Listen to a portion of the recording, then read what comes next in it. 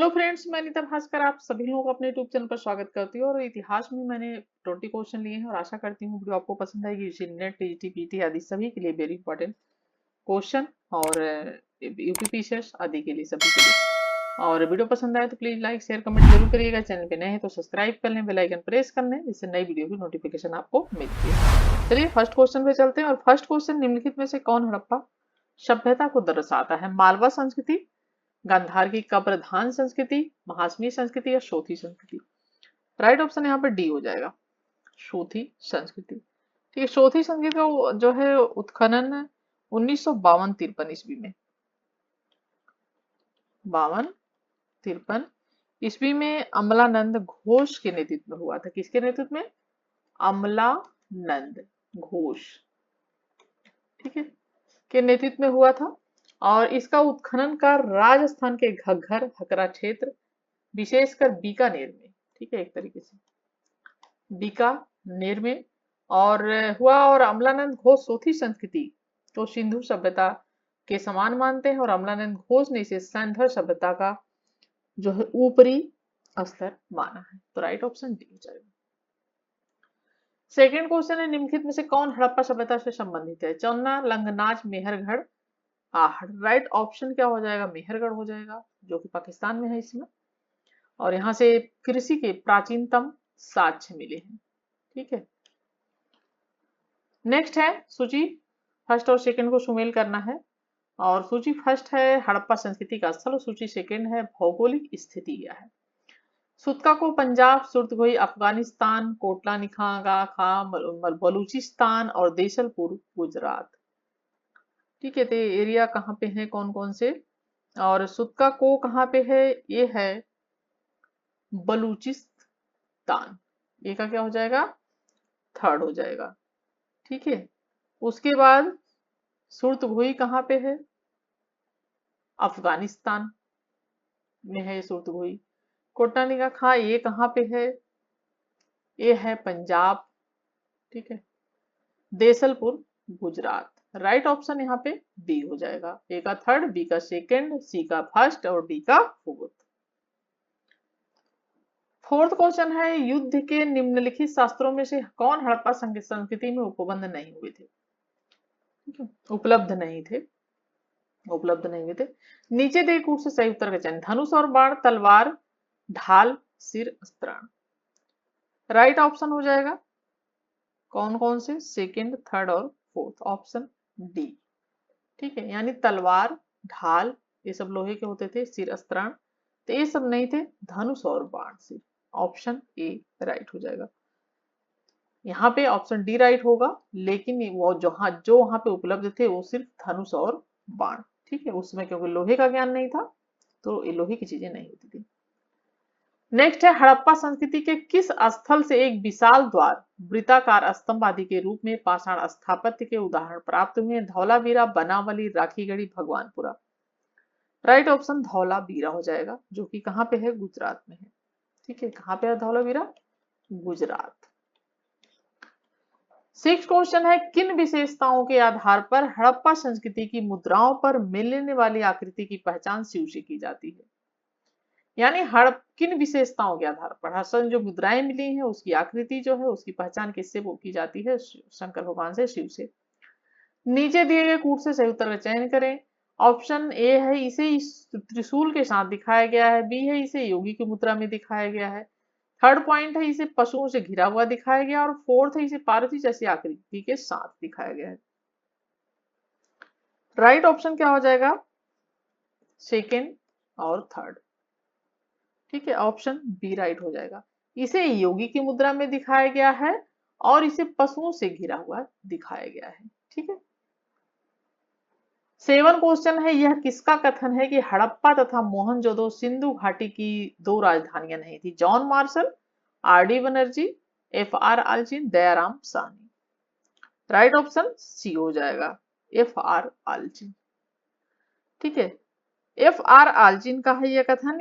और Stuart Piggott ने हड़प्पा व मोहनजोदड़ो को सिंधु सभ्यता की जुड़वा राजधानी कहा था। किसने जुड़वा राजधानी किसने कहा था?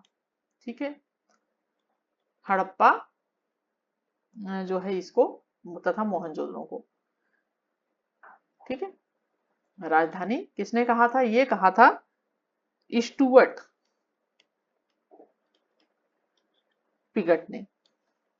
ठीक है, ये चीज स्टुअर्ट पिगट ने कहा था। और ये कहते हैं एफआर आलचिन की हड़प्पा तथा मोहनजोदड़ो सिंधु घाटी दो राजधानियां नहीं थी। ठीक, हड़प्पा संस्कृति का दक्षिणेतर स्थल है। 8 क्वेश्चन है। लोथल, कोटदीजी, दायमाबाद, रंगपुर। राइट ऑप्शन क्या हो जाएगा? ऑप्शन सी हो जाएगा दायमाबाद। तो हड़प्पा संस्कृति का जो दक्षिण का स्थल है, दक्षिणेतर स्थल, वो है दायमाबाद है। ठीक है, ऑप्शन सी राइट हो जाएगा। हमें किस स्थान पर हड़प्पन मृदुभांड तथा चित्रित धूसर चित्रित मृदुभांड की अवतरित क्रमशः से प्राप्त होती है? लोथल, कालीबंगा, आलमगीरपुर, भगवानपुरा। राइट ऑप्शन हो जाएगा इसका भगवानपुरा, ऑप्शन डी, हरियाणा में भगवानपुरा। ठीक है, भगवानपुरा हरियाणा। पंजाब में रोपड़। ठीक है, ये संघोल। और उत्तर प्रदेश में आलमगीरपुर। ये कहाँ पे है? उत्तर प्रदेश में है, ये ध्यान रखें। और भगवानपुरा कहाँ पे है? जैसा कि हरियाणा। कालीबंगा कहाँ है? राजस्थान है। ठीक है, और जो है पंजाब में रोपड़ है। ठीक है, गुजरात में लोथल है। लोथल कहाँ पे है? गुजरात में। ठीक है, इन सब चीजों को ध्यान, क्योंकि ये पूछ लेता है कि कौन सा स्थान कहाँ पे है। और आलमगीरपुर के अलावा यहाँ पे देखिए मथुरा, हुलास। ठीक है, एक बार पीसीएस में क्वेश्चन पूछा था, हुलास और दिया था आलमगीरपुर। और था जो है थापली। ठीक है, ये थापली भी। तो ये कहाँ पे है? उत्तर प्रदेश में। और बिहार में वैशाली, कश्मीर में मांडा। ठीक है, कश्मीर में क्या है? मांडा, ये कश्मीर में स्थान है। ठीक है, और ये सारे स्थान है। और ये सब महत्वपूर्ण स्थल है चित्रित धूसर मृदुभांड के। ठीक, 10 क्वेश्चन है। निम्नलिखित किस हड़प्पा कालीन स्थल से हल चलाने के साक्ष्य प्राप्त थे? Lothal, Banawali, Kalibangan, Dholavira. Right option C हो जाएगा कालीबंगा, जहां से जुते हुए खेत का साक्ष्य मिला है। ठीक है, और जो है बनावली से हल मिला है ये मिट्टी का। ठीक है, तो राइट ऑप्शन यहाँ पे सी हो जाएगा। 11 क्वेश्चन है। प्रारंभिक वैदिक काल में वज्रपति कौन था? योद्धा समूह के प्रमुखों का नेतृत्व करने वाला अधिकारी, राजा का वरिष्ठ मंत्री, सी है कबीलाई सभाओं की बैठकों की अध्यक्षता करने वाला, गांव का मुखिया। और 11 क्वेश्चन, और इसका जो राइट ऑप्शन हो जाएगा ऑप्शन ए हो जाएगा, योद्धा समूहों के प्रमुखों का नेतृत्व करने वाला अधिकारी। देखिए, प्रारंभिक वैदिक काल या ऋग वैदिक काल में अनेक महत्वपूर्ण प्रशासनिक अधिकारियों को उल्लेख हुआ है, और वज्रपति या ब्राजपति गोचर भूमि का प्रधान था। ठीक है, गोचर भूमि। और यह योद्धा समूह के प्रमुखों का नेतृत्व करने का कार्य करता था। और यह भी याद रखना चाहिए कि राजा के बाद सबसे महत्वपूर्ण अधिकारी कौन होता था? राजा के बाद जो महत्वपूर्ण अधिकारी होता था वो पुरोहित होता था। ठीक है, और जो राजा के साथ युद्ध में जाता था, क्योंकि यह अनेक जो है परीक्षाओं में पूछ चुका है। ठीक है, सूची फर्स्ट और सूची सेकंड। वैदिक नदी वर्तमान नाम, वर्तमान में क्या नाम है? और जो वैदिक नदियां थी वैदिक कालीन, अश्किनी, परुष्णी, शतुद्री, बिपाशा, ब्यास, चेनाब, रावी, सतलज। ठीक है, अश्किनी, चेनाब। ठीक है, पहले अश्किनी नाम था वैदिक नाम, वर्तमान नाम चेनाब नदी है। परुष्णी क्या है? रावी। ठीक है, रावी नदी है इस समय, और पहले परुष्णी नाम था। शतुद्री क्या है? सतलज। ठीक है, ये क्या है? सतलज नदी। और बिपाशा ब्यास नदी। राइट ऑप्शन क्या है? ऑप्शन ए हो जाएगा यहाँ पे राइट, आधुनिक नाम और वैदिक नदी। और बहुत इंपॉर्टेंट है, बार बार पूछता रहता है। 13वां क्वेश्चन है। प्रसिद्ध सिंधु नदी की निम्नलिखित में से कौन सी सहायक नदी अफगानिस्तान में अवस्थित थी? हरिरुद्र, कुंभा, क्रोमू, बितास्ता। ठीक, और राइट ऑप्शन जो इसका हो जाएगा ए, बी और सी। हरिरुद्र, कुंभा और क्रुमु। ठीक है। और 14 क्वेश्चन है, ऋग्वेद के नदी स्तुति सूक्त में किन दो नदियों के बीच वैदिक नदी सरस्वती की स्थिति का बोध होता है? गंगा एवं यमुना, यमुना एवं शुतुद्री, शुतुद्री एवं अश्किनी, अश्किनी एवं वितास्ता। राइट ऑप्शन हो जाएगा यमुना एवं शुतुद्री, ऑप्शन बी राइट हो जाएगा। ठीक है। ऋग्वेद के 10वें मंडल की नदी नदी सूक्त, 10वां मंडल। ठीक है। नदी सूक्त में कुल 21 नदियों का उल्लेख है। ठीक है। कितनी नदियों का? 21 नदियों का। और जिसमें सर्वाधिक बार सिंधु का उल्लेख हुआ है। सबसे अधिक बार किस नदी का? सिंधु का। ऋग्वेद की सबसे पवित्र नदी जो मानी जाती है वो कौन सी है? सरस्वती। ठीक है। और जिसे नदी तमा, देवी तमे और अम्बे तमा कहा गया है। ठीक है। इसे नदी तमा, देवी तमा और इसे अम्बे तमा कहा गया है। ठीक है। और बहुत इंपॉर्टेंट है, ये बार बार पूछ लेता है इसे क्या कहा गया है। और यमुना व सतलज नदियों के बीच वैदिक नदी सरस्वती का बोध होता है। और ऋग्वेद में गंगा का एक बार और यमुना का 3 बार उल्लेख हुआ है। गंगा का एक बार उल्लेख हुआ है और यमुना का 3 बार उल्लेख किया गया है। ठीक है। ऋग्वेद में 15 क्वेश्चन है, महाजल प्लावन की कथा जिसमें देवी मत्स्य द्वारा मनु की रक्षा करने का विवरण है किस ग्रंथ में उपलब्ध है? ऋग्वेद, वाजसनेयी संहिता, शतपथ ब्राह्मण, ऐतरेय ब्राह्मण। और राइट ऑप्शन हो जाएगा शतपथ ब्राह्मण। शतपथ ब्राह्मण का संबंध शुक्ल यजुर्वेद से है। शुक्ल यजुर्वेद से है। ठीक है। शतपथ ब्राह्मण सर्वाधिक प्रमाणित ब्राह्मण ग्रंथ माना जाता है और इसकी रचना का श्रेय जो है महर्षि याज्ञवल्क्य को दिया जाता है। किसको दिया जाता है रचना का श्रेय? महर्षि याज्ञवल्क्य। ठीक है। याज्ञवल्क्य को दिया जाता है। और इसमें से जल दलावन की कथा, गंधार, कैकेय, कौशल, कुरु आदि के शासकों कई नामों का उल्लेख मिलता है। और वैदिक साहित्य में ऋग्वेद के बाद महत्वपूर्ण स्थान शतपथ ब्राह्मण का है, ऋग्वेद के बाद। ठीक है। राइट ऑप्शन सी। 16 क्वेश्चन है, निम्नलिखित किस ग्रंथ में इतिहास पुराण को पंचम वेद कहा गया? ऐतरेय उपनिषद, बृहदारण्यक उपनिषद, छांदोग्य उपनिषद, श्वेतेश्वर उपनिषद। ठीक है। राइट ऑप्शन सी हो जाएगा छांदोग्य उपनिषद। पंचम वेद किसे कहा गया है? तो कहा गया है छांदोग्य उपनिषद को। और इतिहास पुराण में छांदोग्य उपनिषद पंचम वेद की संज्ञा दी गई जैसा कि। और छांदोग्य उपनिषद में ही सर्वप्रथम 3 आश्रम, इसमें ही सर्वप्रथम 3 आश्रम, जो कि पहला ब्रह्मचर्य, ठीक है, दूसरा गृहस्थ, तीसरा वानप्रस्थ। ठीक है। इनका उल्लेख मिलता है। और चारों आश्रमों का अगर उल्लेख पूछता है, जो चारों आश्रम हैं उनका अगर उल्लेख पूछता है, तो चारों आश्रमों का उल्लेख किसमें हुआ है पता है? जबालोपनिषद में। ठीक है। ये ध्यान रखना आपको, जबालोपनिषद। ठीक है, निषद में। तो चारों आश्रमों का वर्णन मिलता है जबालोपनिषद में। और 3 का उल्लेख अगर पूछता है तो छांदोग्य उपनिषद में। ठीक है। और छांदोग्य उपनिषद में ही आरूढ़ी, उछालक और श्वेत केतु संवाद भी मिलता है। ठीक।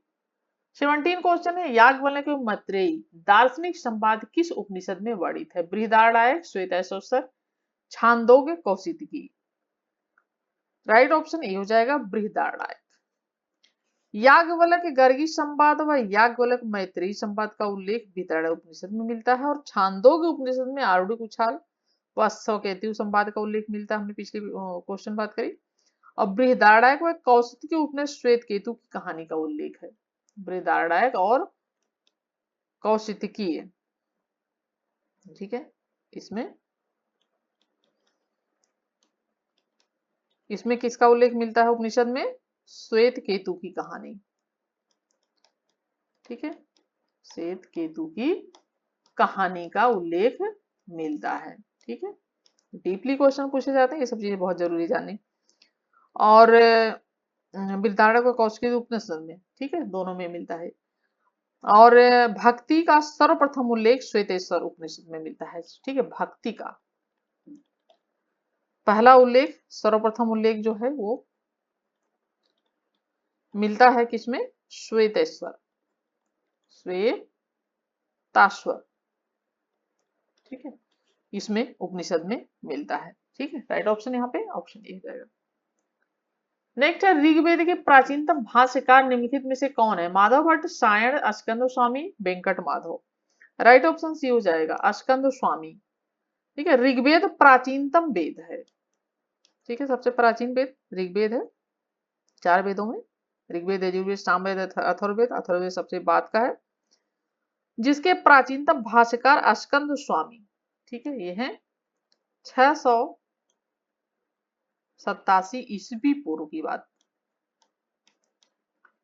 को माना गया है। और आपको ये ध्यान भी होना चाहिए कि अस्कंद स्वामी, नारायण व उदित, इन तीनों ने मिलकर ऋग्वेद के अलग अलग भागों पर भाष्य लिखा है और प्राचीनतम भाष्यकार अस्कंद स्वामी है। ठीक है, राइट ऑप्शन सी हो जाएगा। 19 क्वेश्चन है, ऋग्वेद में निम्नलिखित में से किन जनों का उल्लेख मिलता है? यदु, पुरु, चेदी, मत्स्य। ठीक है, तो कौन से जन है जिसका ऋग्वेद में पूछा है? ऋग्वेद में किस जो है उल्लेख है मिलता है। ठीक है, तो ऋग्वेद में जन शब्द का उल्लेख कितनी बार हुआ है? 275 बार हुआ है जन का। ठीक है, इसका कितनी बार? 275 बार। ऋग्वेद में वर्णित पुरु, यदु, तुर्वस, अनु तथा जो है द्रुहु को संयुक्त रूप से पंचजन कहा गया है।